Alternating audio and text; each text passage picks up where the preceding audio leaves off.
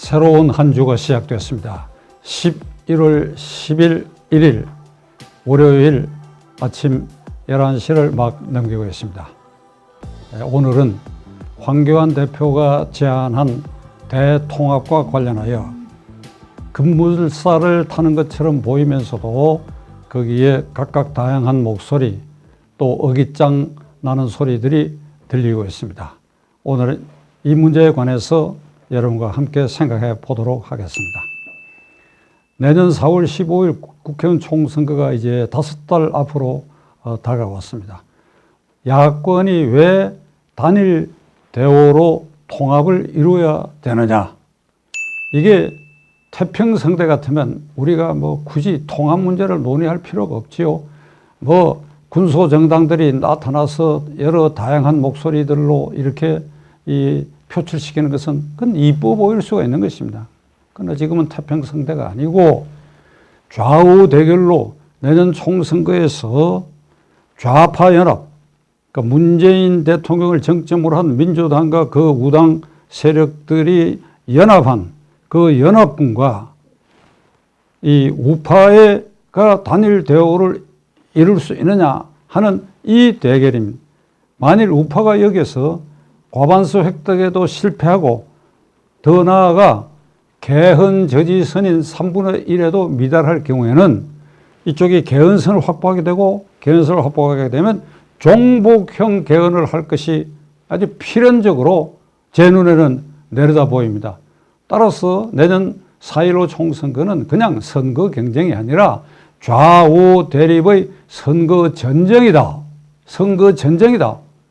이런 전제로 조원진, 유승민, 황교안 이 주도 세력을 대표하는 분들이 이걸 깊이 인식해야 할 것입니다. 왜 제가 선거 전쟁이라고 일컫느냐? 왜 반드시 우파가 이겨야 되느냐? 왜 통합이 되어야 이길 수 있느냐? 멀리 갈 것 없이 지난 4월 13일 보궐선거에서 창원 보궐선거구를 우리가 주목할 필요가 있습니다. 자유한국당 대표가 한 분 나왔고 그 다음에 민주당과 정의당이 연합해가지고 후보 단일화를 이루어서 정의당 후보를 내세웠습니다. 처음에 여론조사 기관들은 15% 또는 10% 이상 차이로 민주당, 정의당 이 연합 후보가 낙승할 것이다. 이렇게 모두 관측했는데 뚜껑을 열어본 결과 500표 차이입니다. 이건 유효표의 0.4% 정도의 차이밖에 되지 않습니다. 그러니까 간발의 차이, 머리카락 하나 정도의 차이로 500표 차이로 자유한국당 후보가 패배했습니다. 그런데 그 선거에 조원진 대표의 공화당 후보가 나와서 800표를 얻었습니다.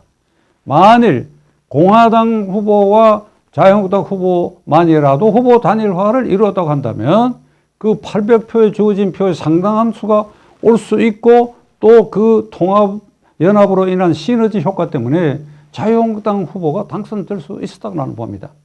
바른미래당은 3,000표를 얻었어요. 물론 바른미래당은 복잡하죠. 그 안에 손학규계도 있고 유승민계도 있지만 어떻든 바른미래당 유승민계라도 자유한국당 후보와 어떤 연대를 모색했다고 한다면 그건 아주 느슨하게 자유한국당 후보가 당선될 수 있었을 것이다. 이 지역구 소선거구라고 하는 것은 간발의 차이로 결정되는데 지금 제가 뚜렷이 기억하는 것으로서는 1996년 15대 총선거였습니다. 서울 시내가 47개 선거구였는데 당시에 신한국당, 그러니까 지금 자유한국당의 전신이죠. 신한국당 후보가 27군데에서 당선이 되었어요. 처음 예측은 서울 시내에서 과반 획득이 어렵지 않겠냐고 봤는데 과반보다 훨씬 많은 당선자를 냈는데 그건 여러 가지 요인이 있었습니다. 그러나 그 표 차이가 제1야당하고 표 차이가 대부분 1% 정도예요. 서울 시내 표준선거구의 경우에는 유권자가 대체로 한 15만 명 되니까 1%라고 하면 1,500표입니다. 그러니까 1,500표 내외에서 27명의 당선자의 거의 대부분이 그렇게 결정해 놨어요. 내년 선거에 공화당의 독자 후보, 자유한국당의 독자 후보, 유승민계가 새로운 당 만들어서 독자 후보, 그리고 광장의 민심을 기반으로 한 광장 정당이 하나 탄생할 가능성이 있습니다. 이쪽이 대통합을 이루지 않으면 광장에서도 정당이 하나 탄생할 것입니다. 거기에는 전 현직 의원들이 그 기회를 보고 있습니다. 자, 이렇게 해서 극단적으로 보면 이게 사파전이 돼가지고 단일 후보를 내는 민주당과 연합 세력을 당할 방법이 없지요. 필패입니다. 필패입니다. 그런데 이 대통합이 자칫 삐걱거리고 이루어지지 않을 가장 큰 위험 요소는 박근혜 대통령의 탄핵 사태고 그 중심에 박근혜 전 대통령이 있다는 사실입니다. 조원진 의원의 공화당 세력은 유승민 의원과 김무성 의원 등 62명의 탄핵 찬성파들이 있고 이들로 인해서 박근혜 대통령이 탄핵당해가지고 오늘날 저와 같이 영어의 몸이 되고 말았다. 이런 입장에 서서 탄핵 오적은 필살시켜야 되고 최근에는 탄핵에 찬성한 62명도 정계에서 퇴출시키라고 공화당 쪽에서는 아주 강경한 목소리가 오히려 나오기 시작했어요. 유승민 의원 쪽은 어떠냐? 무슨 소리를 하느냐? 우리가 박근혜 대통령의 불소통 그 리더십 때문에 공천에서도 피해를 보고 그래야 우리는 피눈물을 쏟고 그 선거에서 어렵사리 당선돼 올라왔다. 우리가 무슨 좋은 마음으로 불소통의 이 불완전한 리더십을 행사하는 박근혜 대통령을 계속 지지할 수 있겠느냐. 탄핵으로 오히려 물러나게 하고 그리고 우리가 새로운 지도자를 우리 가운데서 뽑아내면 될 거 아니냐. 그래서 우리는 부득이 탄핵에 대해서 찬성할 수밖에 없다. 이런 논리입니다. 저는 조원진 그룹의 생각과 유승민 그룹의 생각이 절반씩은 맞고 절반씩은 틀렸다고 생각하는 사람입니다. 중립적 입장에서 봤을 때 조원진 그룹의 생각이 틀린 부분은 어떤 부분이 틀렸는가 하면 조원진 그룹은 박 대통령이 공천 파동을 일으켰고 그리하여 공천 파동의 주 원인을 제공했으며 그렇게 해서 그 선거를 치르고 그 공천에 불만을 품고 어렵사리 당선돼 온 사람들을 그러면 사후에라도 품어서 포용하는 노력을 전혀 하지 않았다. 그리고 그대로 방치했고 그 다음에 국회에서 탄핵 국면으로 들어섰을 때도 이게 상당수 의원들이 탄핵에 찬성을 움직이고 있다 그러면 그 대통령 자리라는 게 얼마나 화려하고 얼마나 묵직하고 얼마나 영향이 큽니까? 전부 불러가지고 지난 일을 잊어다오 내가 다 잘못했다. 대통령이 그럴 수 있어야지요. 그런 지도력을 발휘하지 않고 설마 3분의 2까지 이 탄핵 찬성표가 나오랴 이런 방심한 끝에 결국은 이 탄핵이라는 벼락을 맞은 데는 대통령의 리더십이 문제가 있었다. 이거를 조원진 그룹은 인정을 해야 합니다. 저는 오늘 아침에도 이곳에 오면서 이 강남 성모병원 앞을 지나고 있습니다. 저는 매일 아침 그 앞을 지나가는데 양쪽에 걸려있는 그 프랑카드에 이러면 박근혜 대통령을 사랑하는 조원진 그룹이 내세운 그 문면은 정말 가슴을 찡하게 해요. 우리는 대통령님을 사랑합니다. 대통령님이 무슨 잘못이 있습니까? 빨리 석방해야 됩니다. 저 다 동의합니다. 그러나 우리가 인간적으로 그를 사랑하고 존경하고 애틋하게 생각한다는 것과 달리 지금은 민주공화정 시대에 우리가 사랑하니까 그에게 잘못이 있다든지 부족한 점이 있으면 말할 수 있어야 되지 않겠느냐 이 말입니다. 지금 우리가 문재인 정권의 그를 떠받치고 있는 문바의 행태를 보고 있지 않습니까? 압도적으로 대통령을 탄핵해야 된다 하는 광화문 광장의 그 미심에 대항해가지고 서초동에 모인 그 문바들의 그 행태가 뭡니까? 조국 수호 검찰개혁? 조국이 누군데? 민정수석 2년 반 하면서 검찰을 부려먹고 검찰의 이미지 나쁘게 만든 그 장본인이 그 장본인을 지켜야 되고 그 장본인 손으로 검찰 개혁을 해야 된다. 이런 황당한 논리에 자기들이 주장하는 것이 뭐가 옳은지 그른지 모르는 맹목적으로 나는 문재인 대통령을 지지하기 때문에 그가 하는 모든 일을 지지하고 사랑한다. 이게 왕조 시대입니까? 왕조 시대입니까? 나는 문재인 대통령을 지지하고 사랑한다. 그러나 이 점은 대통령께서 잘못하고 계시다. 이럴 수 있어야죠. 마찬가지 논리로 조원진 그룹도 그런 폭넓은 마음으로 이제 전환해야 됩니다. 유승민 그룹은 전적으로 박근혜 대통령의 지도력의 문제 때문에 우리가 어려움을 당했고, 그러니까 본인이 그 탄핵을 자초했다. 나도 동의합니다. 그러나 그 결과를 보십시다. 결과를.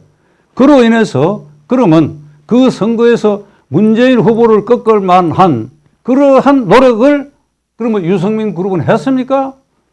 홍준표, 안철수, 유승민 세 사람이 각각 나왔잖아요. 그 세 사람이 나온 표를 다 합하면 문재인 후보가 얻은 42%보다도 훨씬 많습니다. 그러면 유승민 의원에게 묻건데 그대는 그러면 그 세 사람이 단일 후보라도 할 수 있는 그런 틀을 마련하기 위해서 노력한 일이 있느냐? 없지 않습니까? 그 결과가 어찌 됐습니까? 좌파의 문재인 대통령을 당선시켜가지고 이제 자유민주 체제를 훼손하면서 종북적 정책을 펴가면서 이 나라를 어떤 구렁텅이라도 몰아넣을지도 모른다. 오로지 정권 유지 연장이다. 여기에 매몰되어 있는 이런 정권을 탄생시키지 않습니까? 결과적으로. 거기에 유승민 의원이 공인으로서 그 결과에 대해서 책임을 느껴야죠. 물론 저는 이 순간에 유승민 의원이 박근혜 대통령의 탄핵 국면을 맞이해서 내가 어려움을 당하고 박근혜 대통령의 지도력을 도저히 용서할 수 없고 받아들일 수도 없다. 그러나 만일 박근혜 대통령이 탄핵됐을 때 이 이후에 엄청난 사태가 올 수도 있다라고 하는 그런 생각을 했다고 한다면 탄핵 찬성은 안 했어야죠. 그러나 그런 생각을 미처 못했다고 한다면 그 부분에 있어서 본인의 실책을 인정할 수 있는 그런 마음을 가져야 됩니다. 나는 유승민 그룹이 큰 마음으로 우리는 그래 잘못했다. 결과적으로 그래도 우리는 박근혜 대통령 탄핵에 찬성하지 말았어야 된다. 그러니까 국민에게 용서를 구한다. 한번 이런 자세를 한번 보여주시길 바랍니다. 조원진 그룹은 박근혜 대통령을 사랑하니까 탄핵의 과정과 결과에 대해서 우리 대통령의 리더십에도 문제가 있었다. 이렇게 생각할 수 있어야 됩니다. 유승민 의원은 아무리 그래도 결과적으로 내가 탄핵에 찬성한 것은 역사와 국민 앞에 죄송하게 생각한다. 이래야 이 박근혜 대통령의 탄핵 국면을 넘어서서 대통합의 길이 비로소 열리게 될 것입니다. 지금 이런 상태로 적대적 감정으로 대결한다 그러면 이게 불가능한 일입니다. 자, 중간에 서서 대통합을 주도하고 있는 황교안 대표는 이런 사정에서 양쪽을 이렇게 설득해야 됩니다. 그리고 무엇보다도 본인이 박근혜 대통령 설득하는 데 나서십시오. 제가 이 얘기를 한지 지난 2월 달에 황교안 대표가 대표로 선출된 이후에 기회 있을 때마다 얘기했고 한 번은 이 프레스센터 세미나장에서 황교안 대표 안전돼서 제가 황교안 대표에게 직접적으로 얘기한 일도 있습니다. 그런데 아무런 노력을 하지 않아요. 이게 실패할 수도 있고 성공할 수도 있고 하는 것에 대한 두려움을 갖고 있는 모양인데 지도자는 이 문제에 있어서 그런 두려움을 가져갖고는 통합의 주도자로서 성공할 수가 없습니다. 모든 걸 버리고 다 내려놓고 대통령을 만나십시오. 박근혜 대통령을 만나십시오. 무릎을 꿇고 빌어야 합니다. 그렇게 해서 그를 움직여야 합니다. 동시에 이 국면에서 황교안 대표는 어떤 형태의 통합이 이루어지든지 않거나 그렇지 않거나 간에 다음 국회의원 총선거에 나는 역대 자유한국당계 후보가 당선되어 보지 못한 험지에 나는 나서겠다. 이걸 지금 미리 선언하시길 바랍니다. 몸살이지 마세요. 그 말 하기가 그렇게 어렵습니까? 왜 못합니까? 그 말 하세요. 그렇게 해서 나는 내년 총선거에 어떤 욕심이 없다. 기득권을 내려놓을 생각이 있다라고 하는 것을 이게 행동과 말로 지금 보여줌으로써 그래서 황 대표가 그 점에서 도덕성을 확보해가지고 박근혜 대통령도 설득하고 양쪽도 설득하려는 힘이 생길 것입니다. 세 사람이 어떻게 하는지 지켜볼 생각입니다.